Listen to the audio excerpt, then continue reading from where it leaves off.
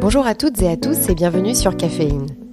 Caféine, c'est une conversation avec des femmes, des hommes de tout horizon, avec un même point commun, être passionnés par leur métier. Comment ont-ils trouvé leur voie ? Comment se sont-ils accomplis ? À quoi ressemble leur quotidien ? Une galerie de portraits singuliers, variés et surtout inspirants à écouter pour stimuler votre curiosité, vos idées et pourquoi pas vos choix de vie. Hello à tous, j'espère que vous allez bien. Je vous emmène aujourd'hui du côté de la baie de Morlaix en Bretagne rencontrer Jean-Marie, charpentier de marine et skipper. Depuis tout petit, Jean-Marie voit son père et son grand-père construire des bateaux. Il passe ses week-ends et ses mercredis à jouer à leur côté sur le chantier naval familial. C'était donc naturel pour lui de reprendre l'entreprise fondée par son arrière-grand-père, les chantiers Gézéquel, un des derniers chantiers en France à avoir un savoir-faire si particulier. Vous l'aurez compris, Jean-Marie rénove, redonne vie et surtout construit des bateaux. Des bateaux oui, mais pas n'importe lesquels, des bateaux en bois. Jean-Marie voue une réelle passion pour la mer et la navigation. À côté de son quotidien sur le chantier, il est aussi skipper professionnel et se prépare en ce moment à sa prochaine régate en solitaire. Dans cet épisode, Jean-Marie nous raconte comment il met en avant ce savoir-faire si rare, transmis de génération en génération, l'émotion qu'il ressent lorsqu'il met un bateau en mer pour la première fois, ou encore sa préparation à sa prochaine régate. J'ai adoré échanger avec Jean-Marie, plonger dans son univers mêlant artisanat, navigation et nature, surtout à un moment où le voyage n'est pas d'actualité. Je vous laisse découvrir notre conversation et vous souhaite une très bonne écoute.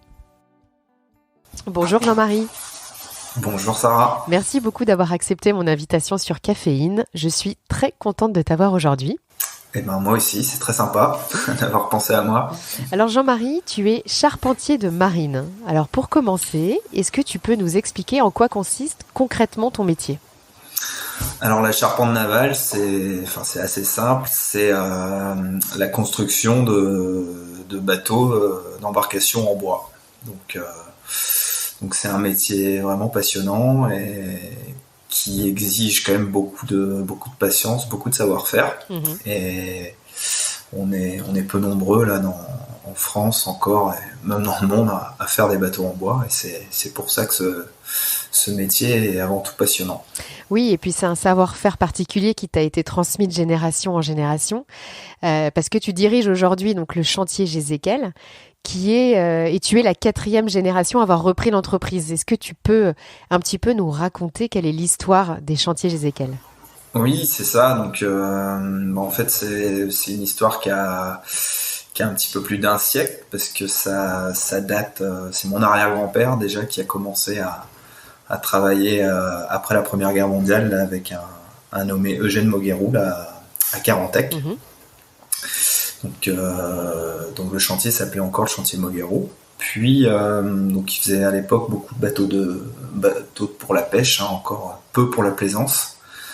Mon grand-père a pris la suite ensuite dans les années 50. Là la plaisance s'est vraiment démocratisée. Donc, il construisait de nombreux bateaux, des yachts, des bateaux jusqu'à 12-13 mètres. Mmh. Et dans les années 80, en 85, c'est mon père qui a pris la suite de mon grand-père. Mon père c'est Alain, mon grand-père c'est Georges et mon arrière-grand-père c'était Alain aussi. Et voilà, mon père a perpétué la tradition aussi jusqu'en 2016. Et moi j'ai repris le chantier en 2016 après avoir bossé une dizaine d'années avec mon père. Et à quel moment tu t'es dit que tu allais travailler dans l'entreprise familiale ? Tu as toujours su que tu voulais faire ça ?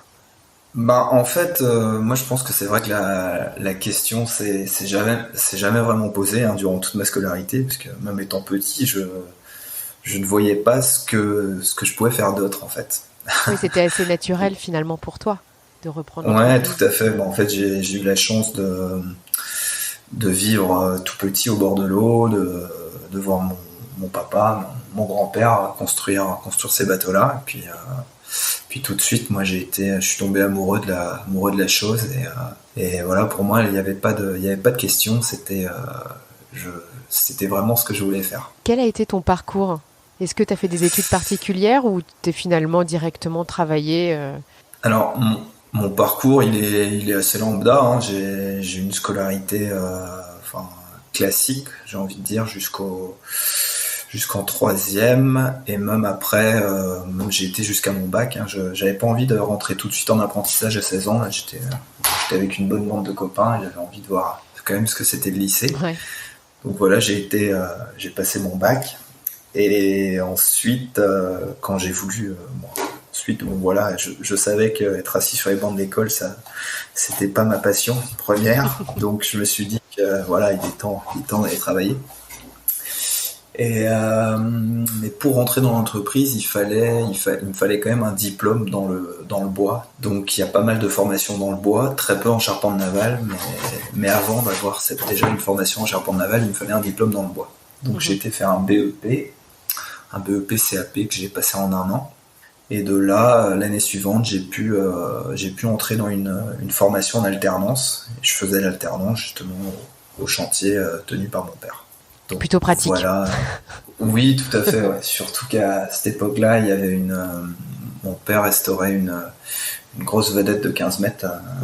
Donc ça commençait bien. C'était un chantier très intéressant, très complet.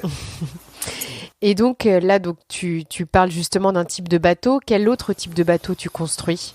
Ce qu'il faut savoir là, c'est que clairement les bateaux en bois, c'est devenu des objets un petit peu plus rares, quoique ça commence à revenir. Hein. Les gens y accordent un petit peu plus d'importance que par le passé, enfin au moins depuis les 30 dernières années. Et du coup, moi, les bateaux que je construis actuellement, c'est des unités un petit peu plus petites quand même, hein, qui font entre 4,50 m et 6 mètres. Donc c'est des bateaux destinés à des passionnés, hein, avant tout. Hein. C'est des amoureux des beaux objets, des beaux bateaux en bois. Mais à des gens aussi qui aiment naviguer, qui aiment faire de la régate. Je pense par exemple à la série phare, c'est la série des cormorans. C'est un bateau de 4,50 m, très toilé, avec peu de tirants d'eau, très manœuvrable, un grand cockpit ouvert. Enfin, c'est un bateau vraiment idéal pour faire des petites balades en famille dans des petites baies fermées, là, comme chez nous en baie de Morlaix. Mais c'est un bateau qui est aussi très performant et qui est très convoité par les régatiers. Et justement, quelles sont les étapes de construction d'un bateau ? Combien de temps ça te prend ? Alors, combien de temps ça prend ? Déjà, c'est sûr que ça dépend de la taille du bateau. Mais là, par exemple, ensuite, un cormoran, justement. Par exemple, un cormoran, là, ça va représenter environ 700 heures de travail. Ah ouais, ok. Donc, ce qui fait qu'une personne seule, c'est 4 mois à temps complet. D'accord. Donc, mais bon, il y a beaucoup d'étapes. On commence par, déjà, il nous faut des plans. Donc les plans, soit on fait appel à un architecte, mais également dans notre métier, on doit avoir ce savoir-faire de pouvoir concevoir le bateau via des demi-coques. Donc c'est des maquettes modèle réduit au 10e de la taille du bateau. Et de là, de cette demi-coque, on va pouvoir tirer des plans de forme à l'échelle 1. Et de là, on va pouvoir commencer le squelette du bateau, quoi. Donc ça va peut-être, les termes vont peut-être pas être très très simples à retenir, ça va peut-être pas parler à grand monde, mais en gros, on va commencer par la quille, donc c'est la pièce maîtresse du bateau qui va de l'avant à l'arrière. Ensuite, on va y entreposer des couples, donc les couples latéraux, c'est des couples qui vont donner vraiment toute la forme du bateau de l'avant à l'arrière. Et sur ces couples, on va venir appliquer les lattes de bois. Donc on en met une quinzaine de chaque côté environ. Donc du bas de la quille au haut du bateau. Ça, c'est de l'acajou généralement. Donc c'est un bois africain, donc qui vient de Côte d'Ivoire généralement, et qui a une très jolie couleur rouge. Donc c'est pour ça aussi qu'on vernit nos bateaux. On essaye que le grain du bois soit vraiment mis en valeur, quoi. Donc voilà, donc ça, une fois qu'on a fait la coque du bateau, ce qui s'appelle le bordage, on vient la restructurer à l'intérieur aussi avec des membrures. Bon, ça paraît peut-être compliqué comme ça, moi ça me paraît tout simple, Et ensuite viennent, il y a l'étape où on vient poser le pont du bateau, donc ce qui va protéger l'intérieur des paquets de mer. Et puis après, c'est des peintures, c'est des vernis, c'est du ponçage, du rabotage, du calfatage. Toutes ces étapes qui permettent d'étanchéifier complètement le bateau afin qu'il prenne pas l'eau. Hein. C'est quand même le but premier, qu'il flotte parfaitement. Donc voilà. Et là aujourd'hui, tu fais tout ça tout seul ? Alors c'est des choses on peut faire un bateau comme ça, on peut pas faire toutes les étapes tout seul. Il y a forcément des moments où on a besoin d'être à deux. Ça c'est indéniable. Après nous on travaille à deux là cette année. D'accord. Mon effectif varie entre 2 et 3 personnes, ça dépend des années, des périodes d'activité. Et à côté de ça, j'ai aussi de nombreux stagiaires, donc je suis jamais tout seul pour travailler sur ce genre de projet. Combien de bateaux à peu près tu construis par an ? Ça va vraiment dépendre des années. Hein. Il y a des années où on en a fait jusqu'à 4 par an. Mais sinon, la moyenne, elle est de 1 à 2 par an, quoi.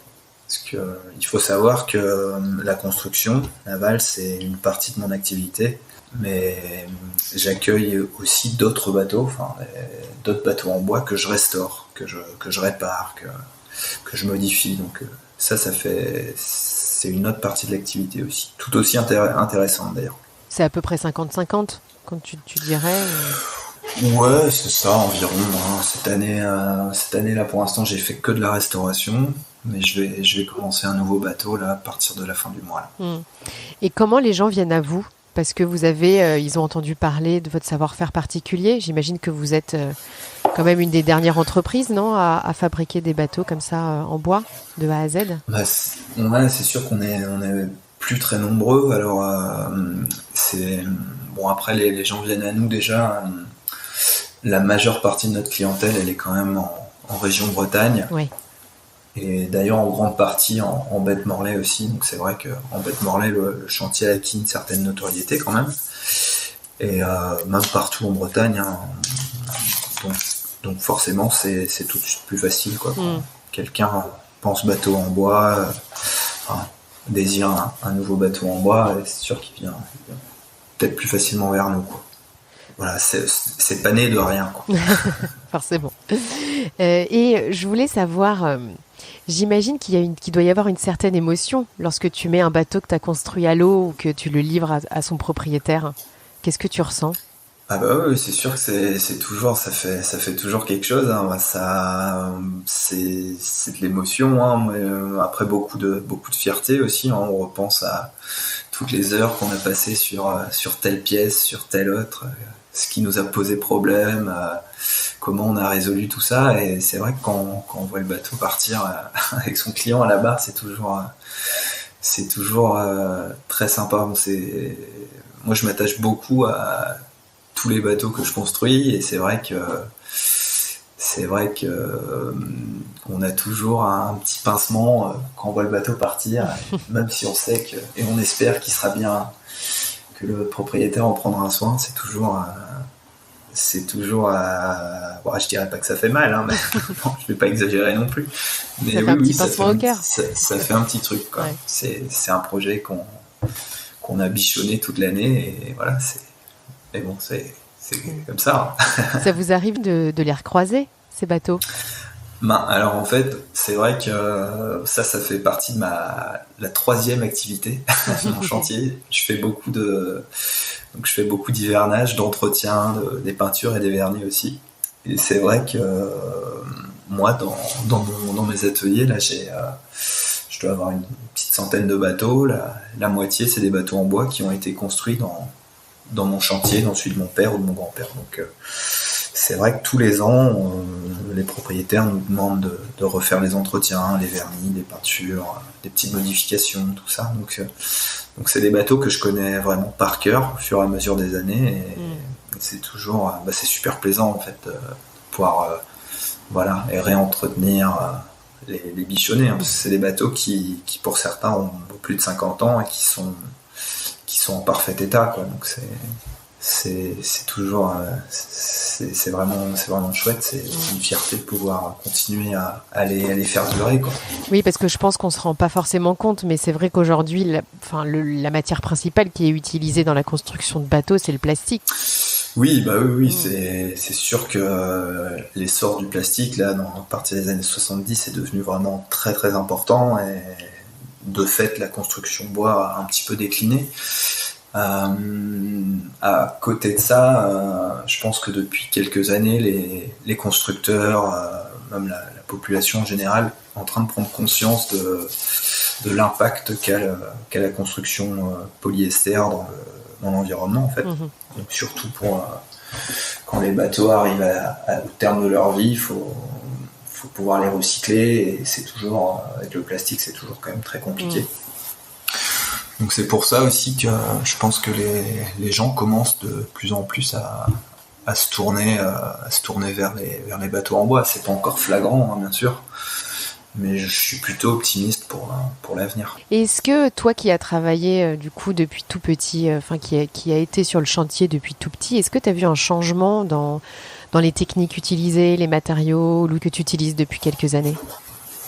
Ouais, alors c'est vrai que dans notre façon de faire, on garde quand même des méthodes à l'ancienne, hein. C'est vrai que ça fait partie aussi de notre technique de construction. C'est une construction légère, et c'est vrai qu'on emploie des techniques qui sont vieilles de 70 ans, mais qu'on fait leurs preuves, quoi. Mais à côté de ça, c'est vrai que les matériaux évoluent, donc je pense notamment aux cols qui sont de plus en plus performantes, aux moyens de fixation, c'est-à-dire, on va parler de la visserie. L'inox est apparu quand même assez tardivement dans la plaisance, et maintenant c'est vrai qu'on met plus une seule pointe en acier, quoi. On met que de l'inox. Il n'y a plus rien qui rouille sur nos bateaux, quoi. Et ça c'est vrai que dans le temps c'est un gros plus, quoi. Mais oui, sinon après. Mais sinon, le savoir-faire est resté le même. C'est un savoir-faire unique quand même qui s'est transmis de génération en génération. Ouais, tout à fait. Le savoir-faire, il change pas, hein. C'est sûr que après, voilà, tous les chantiers ont leurs petites techniques, leurs petits trucs, astuces.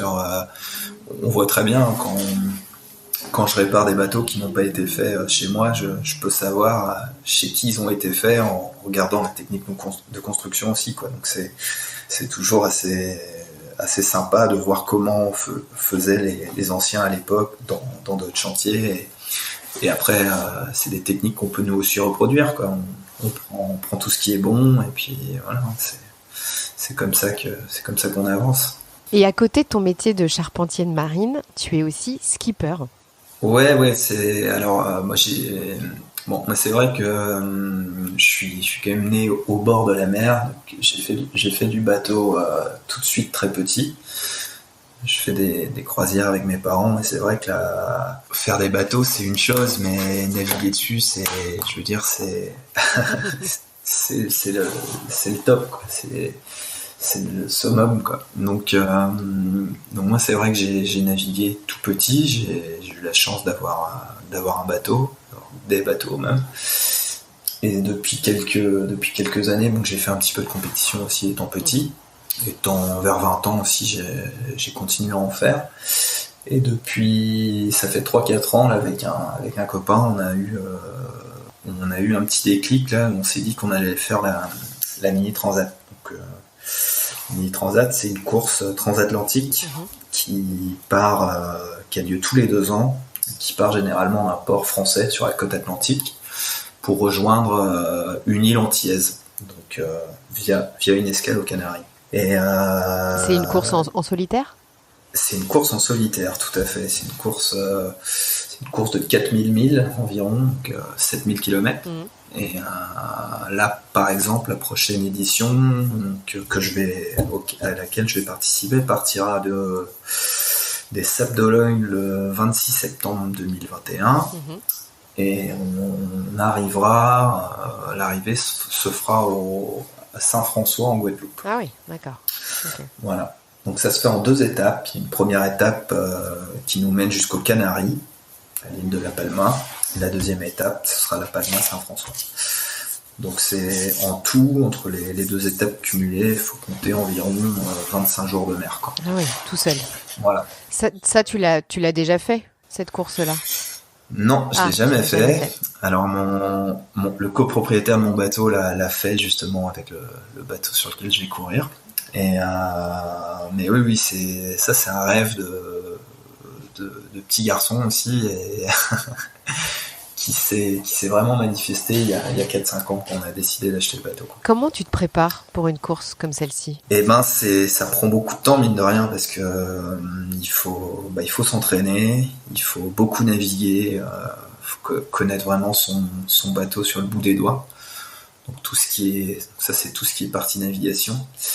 Mais à côté de ça, faut aussi être bricoleur, faut connaître tous les moyens embarqués, tout ce qui est l'électronique, qui est la partie peut-être la plus importante à bord.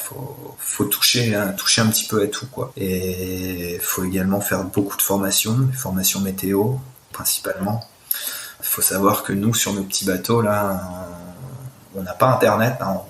On n'est pas comme les skippers du Vendée Globe, on n'aura pas de live tous les jours, et on pourra pas connaître comme ça les positions de nos adversaires, ni même connaître la météo. On l'aura que via une radio grandes ondes, la BLU, et encore ça, au milieu de l'Atlantique, c'est parfois un petit peu aléatoire. Donc c'est vraiment une course qui est restée, qui est née dans les années, à la fin des années 78 je crois, et depuis le principe est resté le même, quoi. Donc bon, certes les moyens de sécurité à bord ont évolué, sont améliorés, mais le principe de la régate est resté vraiment identique, quoi. Et c'est ce qui fait le charme de cette série aussi. Oui, j'imagine aussi que tu te prépares physiquement à moins dormir, à être Ouais, bah c'est sûr que c'est oui, le sommeil, c'est vrai que ça fait vraiment partie de l'aventure aussi, et ça faut se dire qu'on va dormir à 4 heures par jour environ, quoi. Donc c'est un rythme à prendre en compte, quoi. Mais à côté de ça, le Mini 650, c'est une série très dynamique, et il y a un circuit avec de nombreuses régates tous les ans là. Donc on a pu, malgré le contexte, on a pu faire une saison relativement complète l'année dernière, et avec 5 ou 6 régates au programme, et c'était très très intense, quoi. Donc ça prend du temps, hein. On partait sur des régates 4-5 jours, mais mine de rien c'est des régates au contact. Faut savoir qu'on est entre 80 et 90 bateaux sur les lignes de départ, donc ça fait beaucoup de monde, et la bagarre n'en est que plus belle, hein, c'est sûr. On se tire la bourre, c'est un chouette de projet. Comment tu l'anticipes, ça, par rapport au chantier Jézéquel, quand tu as des bateaux en fabrication? Bah oui, c'est sûr que bon, ça c'est partir une semaine de temps en temps, faire une régate, ça va, mais là il va falloir que je m'absente un petit peu plus de 2 mois quand même. Ouais. En 2 mois et demi, donc c'est quelque chose qui se prépare, hein. Faut en avertir déjà les clients en amont. Et puis, mais à côté de ça, je peux compter sur quelqu'un qui travaille avec moi et qui est très compétent. Je peux me reposer un petit peu sur lui. Donc peut-être que mon cher père pourra revenir me donner un coup de main aussi pendant que je suis pas là.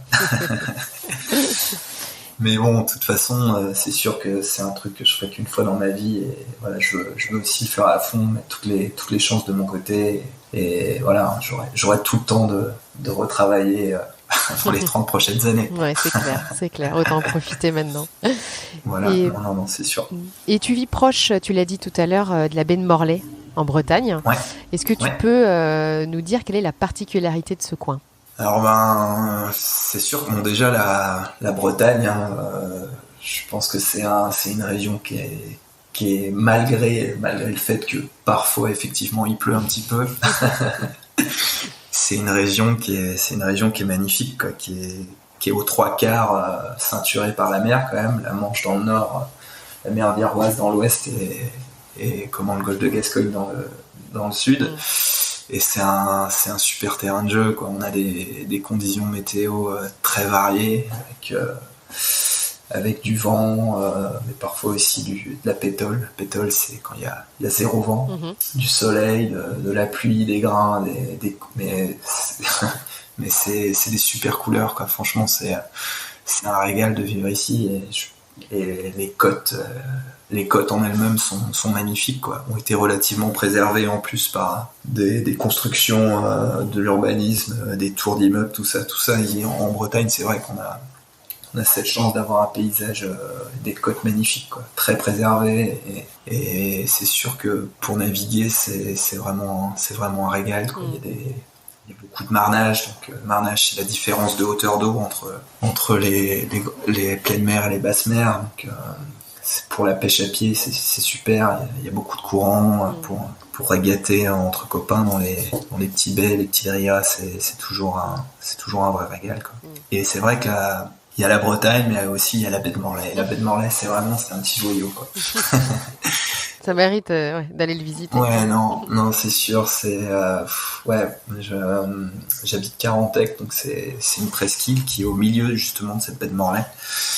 On est ceinturé par deux rivières, la rivière de Morlaix justement et la Pinzée de l'autre côté. Et c'est vrai que c'est un petit paradis sur terre. Ça donne envie d'aller voir. Ouais, bah oui. Non, faut venir. Et pour reprendre un peu ton quotidien sur ton métier de charpentier de marine, est-ce que tu peux nous raconter quelle est ta journée type ? Ma journée type, en ce moment, là, déjà, je me lève, je vais dégeler mon pare-brise. On n'a pas souvent l'habitude ici, mais ça arrive. Généralement, on commence vers 8h30 le matin. Là, par exemple, aujourd'hui, je débarquais à l'atelier. Je suis en train de construire un mât. Donc, un mât, c'est le mât pour un bateau. Qu'est-ce que je peux raconter là-dessus ? C'est que là, ce matin, j'ai fait du rabotage, du ponçage. Je suis en train de le profiler, en fait. Je suis parti d'une section carrée. Mais le but du jeu, c'est de le rendre rond. Le rond et effiler la partie un petit peu plus effilée en haut qu'en bas. Et donc voilà, ça m'a pris. J'ai commencé à le profiler. On a des machines spéciales, évidemment, pour faire tout ça. Heureusement, on ne fait pas tout à la main. Beaucoup à la main, mais pas tout. Et cet après-midi, je vais continuer à le raboter, à le profiler. Voilà, une journée type, c'est là je raconte ça pour un mât en espar, mais c'est vrai que en fait il y a pas vraiment de journée type, quoi. Toutes les journées sont différentes. On travaille sur plusieurs bateaux en même temps, hein, suivant on peut pas toujours tout enchaîner sur un bateau. On travaille aussi beaucoup avec la météo, avec les températures, avec l'humidité, puisque on a certaines cols qui ne fonctionnent pas quand il fait trop froid, quand il fait trop humide. C'est vrai qu'en ce moment, c'est pas forcément l'idéal. Mais du coup, on s'adapte, on fait autre chose, hein. C'est un chantier naval, c'est toute une vie. Il y a plein de bateaux, il y a plein de choses à faire. Et quand on peut pas coller un bout de bois, on va en raboter un, on poncer quelque chose. Il y a toujours quelque chose à faire. Donc, c'est vrai que là, les journées sont toutes assez différentes. Et quand on fait et encore plus quand on fabrique un bateau, parce que on passe d'étape en étape tous les jours, et c'est ça qui est génial dans ce métier, quoi. Il y a zéro monotonie, quoi. Voilà, on va toujours faire quelque chose de différent, quoi. Puis c'est vrai qu'au fur et à mesure des années, on se dit tiens, l'année dernière sur ce bateau-là, j'ai eu du mal à faire cette pièce parce que pourquoi ? Et c'est vrai que l'année suivante, on retient la leçon et on procède de manière différente pour gagner un petit peu de temps et un petit peu de justesse dans nos gestes, et voilà. Mais c'est vrai que c'est tout le temps comme ça. Je pense que ce métier-là, enfin pas que celui-là, mais les métiers manuels en général, on en apprend tous les jours, quoi. Il n'y a pas on peut dire oui, il faut peut-être 10 ans d'expérience avant de pouvoir construire un bateau, mais Mais au bout de 15 ans, on apprend encore des choses et c'est vrai que moi, c'est ce que je recherche aussi, quoi. C'est toujours essayer de surmonter une difficulté et la fierté d'avoir réussi ça derrière, elle est d'autant plus grande, quoi. Ouais. Bah écoute, tu as peut-être répondu à ma prochaine question, mais je te la pose quand même. Qu'est-ce que tu préfères le plus aujourd'hui dans ton métier ? Ce que je préfère le plus, c'est vrai que j'aime beaucoup de choses. Après, ce que je préfère dans mon métier, je pense que c'est quand même de construire des bateaux neufs. En fait, j'ai un vrai plaisir à travailler le bois. Donc, vraiment, peu importe la pièce que je vais faire, mais travailler le bois, le raboter, le poncer, ça donne tous les bois ont un parfum différent. En plus, faut savoir que ont une odeur vraiment, c'est assez particulier et travailler le bois, c'est aussi une chaleur, quoi. C'est un contact. On a beau le travailler avec des outils en ferraille généralement, hein. Les rabots, bon, il y a quelques rabots en bois, mais nos outils doivent trancher. Pour ça, il faut des lames en acier. Mais à côté de ça, c'est vrai que le bois transmet une chaleur qu'on ne retrouve pas, je pense, dans des bateaux en polyester, dans des bateaux en acier ou en aluminium, quoi. C'est quelque chose.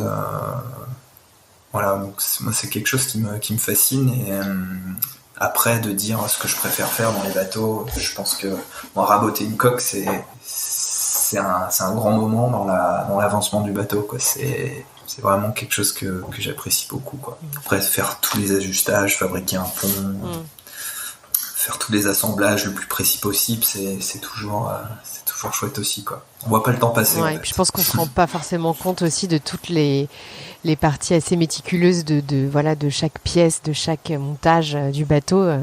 C'est vrai que ça prend du temps et c'est vraiment, ouais.